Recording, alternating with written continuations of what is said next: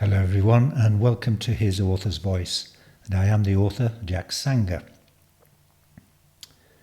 The podcast today is taken from my novel The Mental Traveller.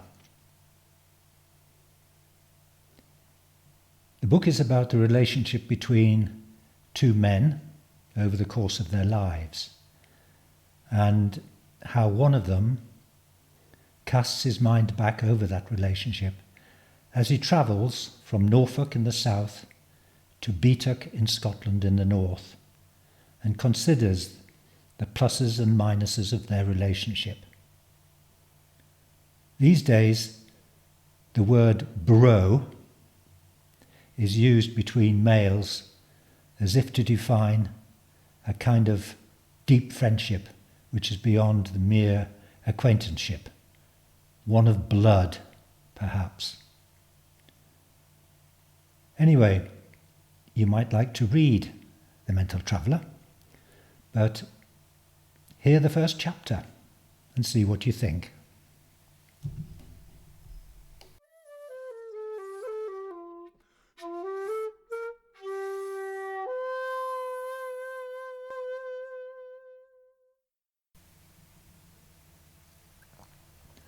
Complacency is a low-lying island in a sea of unpredictability.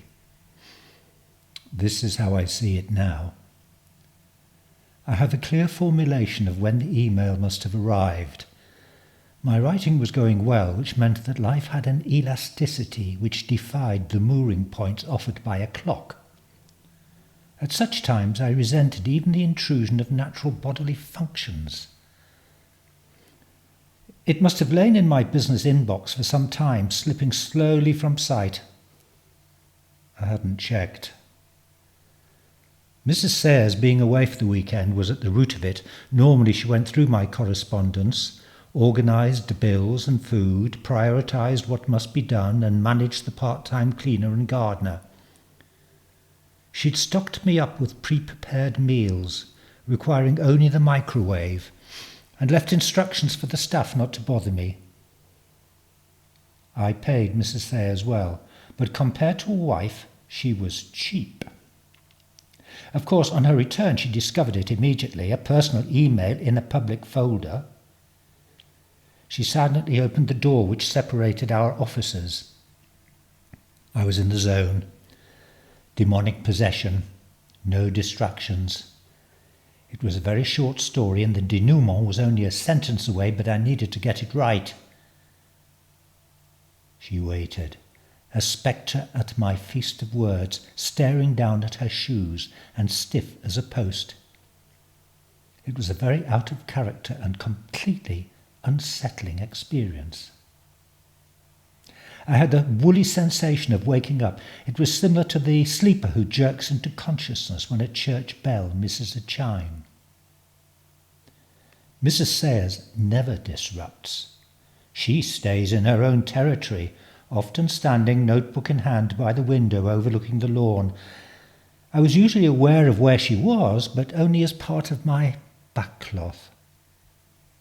"What's up?" I asked uncivilly. My imagination had been knifed, not mortally, but half asleep had to be regained for it to run to its rich conclusion. She said quietly, "I have just opened this email. It was addressed to your business inbox. It is very personal." There was upset in her voice. "Oh, I shouldn't worry. I have no secrets." This was a lie, and she knew it perfectly well. I am almost anal in dividing my life up into airtight compartments. Leakage from one to another was excruciating for me. I memorised the password to my private email inbox and never wrote it anywhere, scrupulously logging out each time I used it. I turned back to my screen as if to continue, but it was no good. She hung there behind me. "It's from Stefan," she ventured. Look, I've printed it out." She came forward awkwardly and laid the sheet of A4 beside me. Then she took a step back and laced her fingers across her breasts, her head bowed, her grey hair smartly bunned, the floral heavy cotton dress, her grey tights and black laced boots did not disguise the perennial posture of a trusted employee's obedience. I felt sick inside. The letter was typed and scanned. Its message was abrupt and dramatic, even a little chilling. It made my office seem small, an insignificant bubble. There was a scrawled, handwritten note at the bottom. The typewritten message ran, "For the universe's sake, come up quick. I am in a desperate plight." It was signed, still in type, with his surname, Moreau. Overlaying it was a pale blue signature, almost illegible, which I knew to be Stefan's. Below was scribbled, "P.S. I fractured the hourglass, Lawrence." An uncomfortable anxiety infected me. You were right to interrupt me, Mrs. Sayers. Thank you." I smiled in attempted reassurance. Could you make immediate arrangements? He obviously needs a bit of help. A train first thing this afternoon would be good." "Where to, Miss Drago?" She was back to her brusque, busy normality. Of course, there was no indication of Stefan's whereabouts in the email, but I knew where he was. "Carlisle. Open-ended return. Have a rental car waiting at Carlisle station. Give me 5 minutes to confirm they can expect me in Beatuck." I turned back to my last decapitated sentence. I'll just finish this story and then pack." I heard a slight indrawn breath, but I didn't want to discuss it with her, and so had no intention of phoning with her present. Moments later, I did so.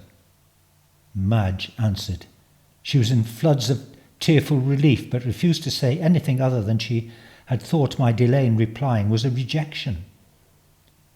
I told her nothing in the world could be further from the truth. Then I set about constructing the final words of my story.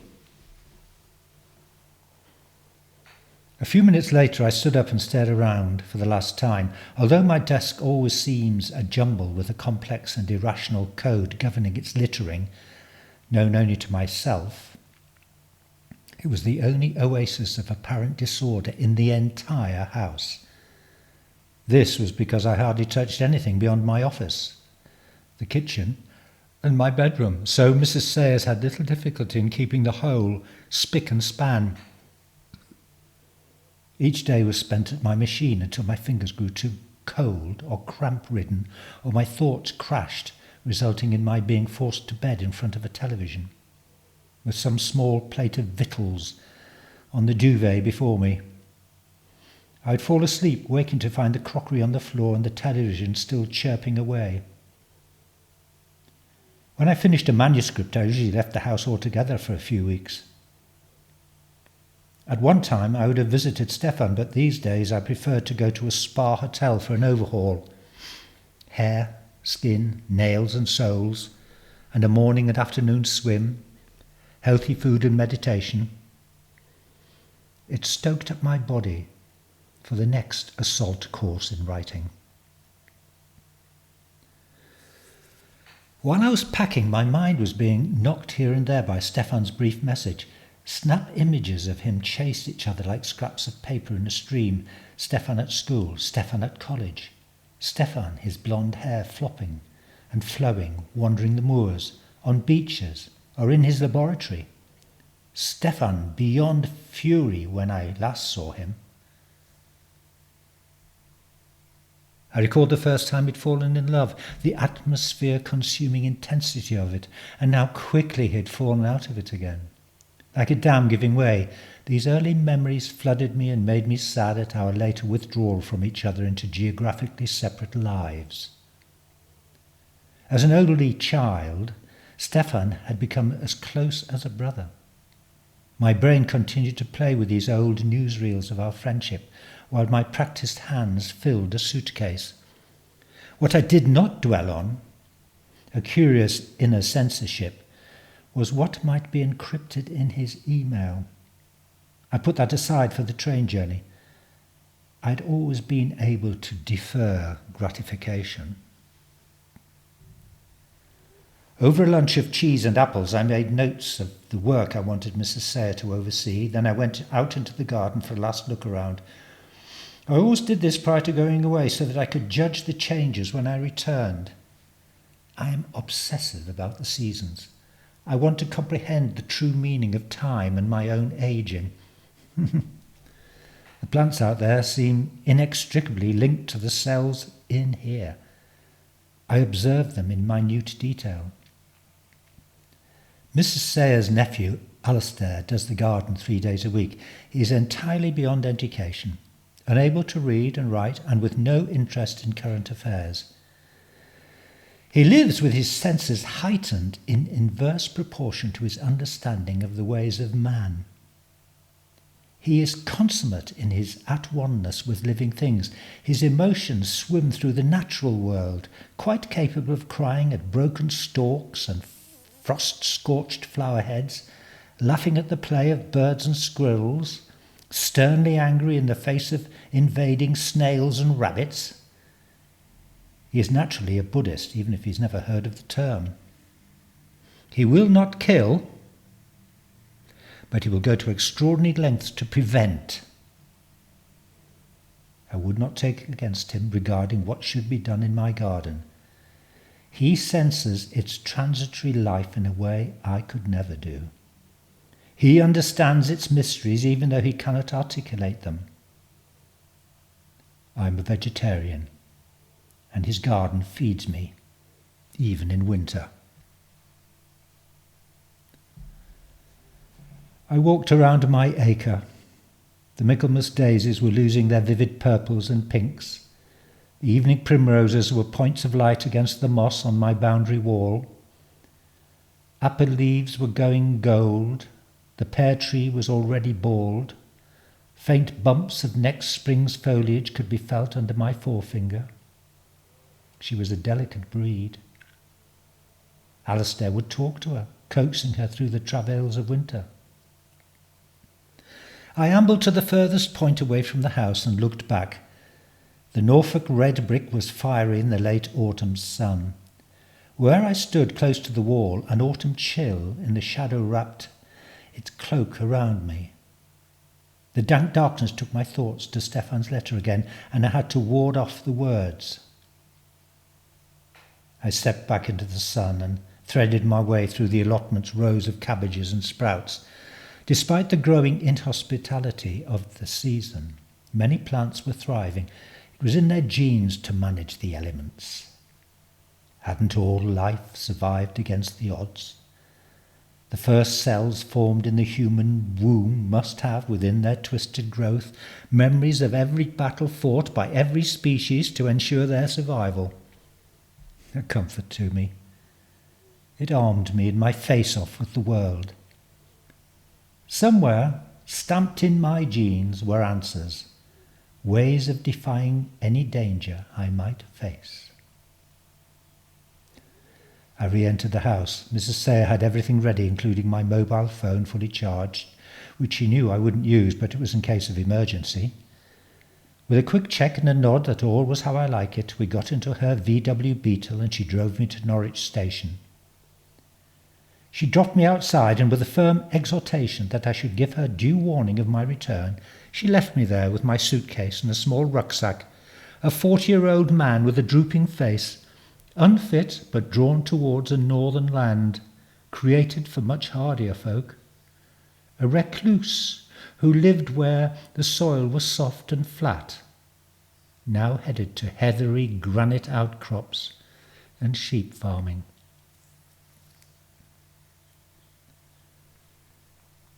The email had come at the end of an acceleration of events in my life. Over the last few years, I'd been tentatively entering a more gregarious phase, though still within strict parameters. I'd had a short relationship with a middle-aged divorcee, which began well, but founded on the scaffolding we'd both built over the years to support lone living.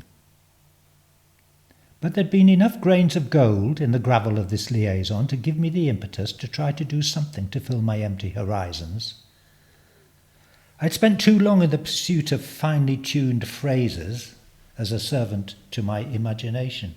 I needed to balance the inside with the outside. It wasn't easy. Stefan used to be a conduit into gregariousness until that outlet became clogged, and now there had erupted the sudden unforeseen imbroglio with him and his partner Madge up there in Beatuk. It was a complex triangle, the geometry of which defied computation.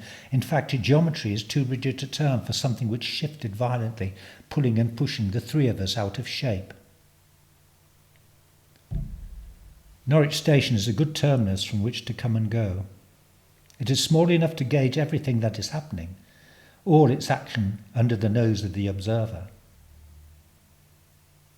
Stations figure greatly in writing against the cathedral sets of dirty brick warehousing and curving, glinted tracks for piston-driven monsters, and their trails of trucks and carriages. Fragile humanity meets and parts. I've often stood on Norwich Station, assembling in my immediate memory all the people waiting there, and then guessing, as passengers alight, who they're going to embrace, or greet with a handshake, or a nod and a smile. Stefan had invented a game when we were in our mid-teens. We lived in Newcastle then, and its station is an impressive grey stone monument to rich merchant trade, while Norwich grew merely to satisfy the red brick needs of an agricultural population. Stefan and I would stand at the barrier, waving, smiling over the heads of arrivals, gaining a kick of delight as faces thought they recognised us, and then, at the last moment, had to turn away. Norwich rarely used its barriers. You could wander to the end of platforms before the train arrived and gaze up at the glass roof or at the wrought iron columns. However, most greeters stay on the concourse with worried brows, not quite knowing how their assignations are going to turn out.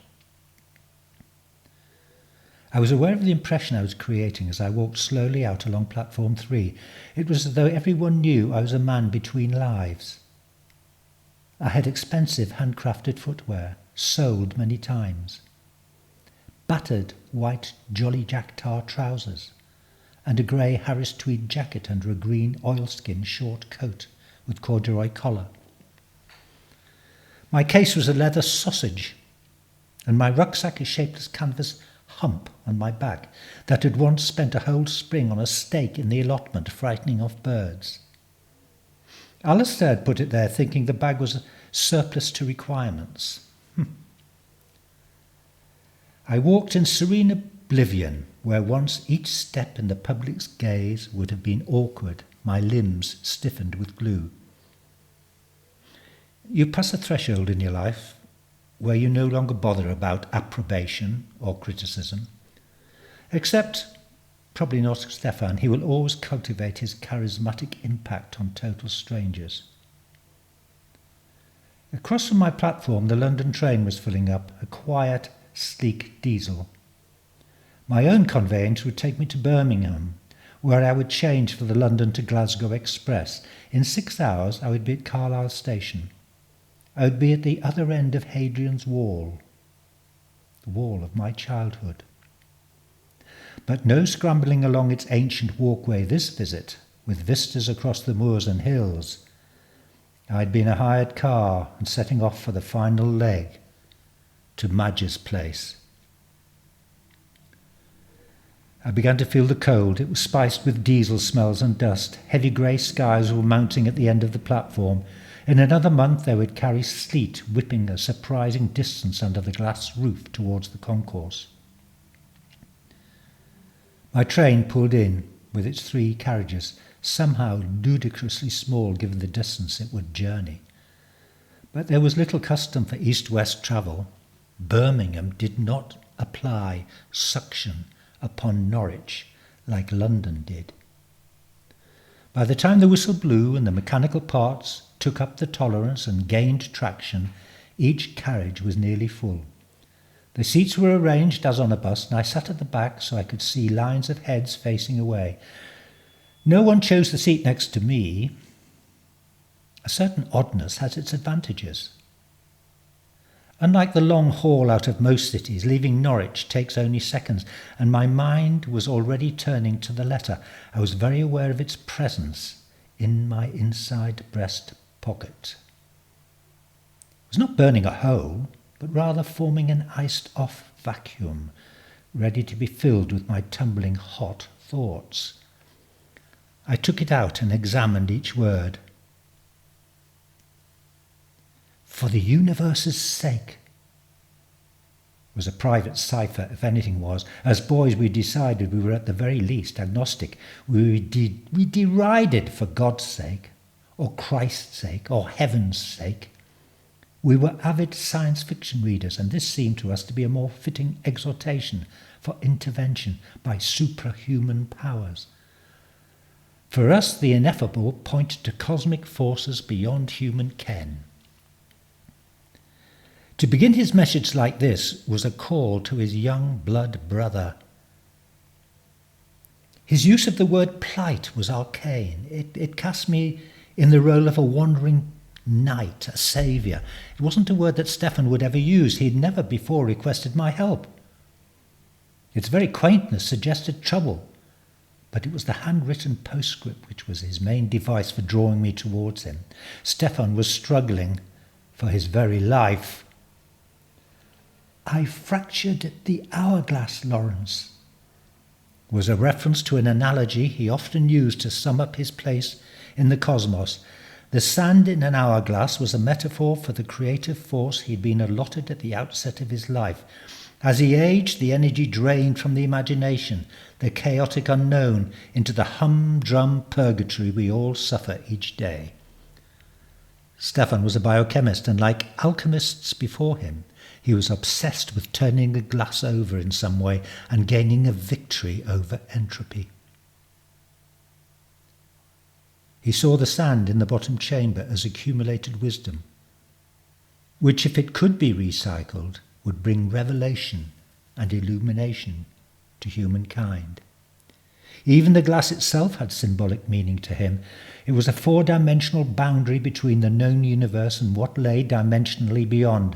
This curious symbol may seem crude to both poets and scientists alike, but Stefan could talk for hours using it as his metaphoric platform. It represented personal mysticism. Stefan's defences against earthly attack were redoubtable.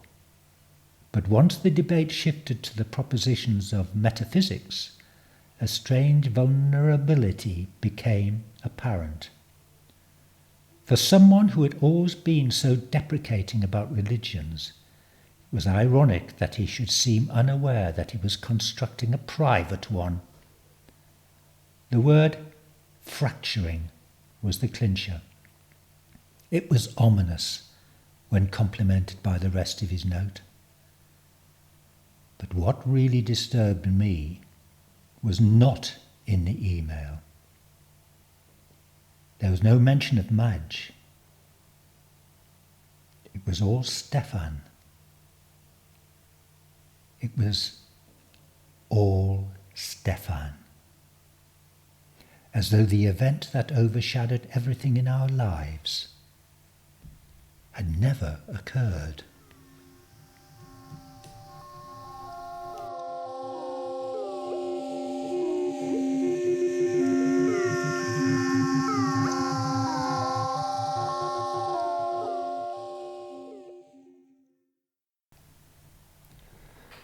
So there we have The Mental Traveller, Chapter 1. I hope you like it, and I hope you go to my site, www.jacksanger.com, and read the whole book. There are many other novels and short stories there. So, having said that, please subscribe to this site and tell your friends about it.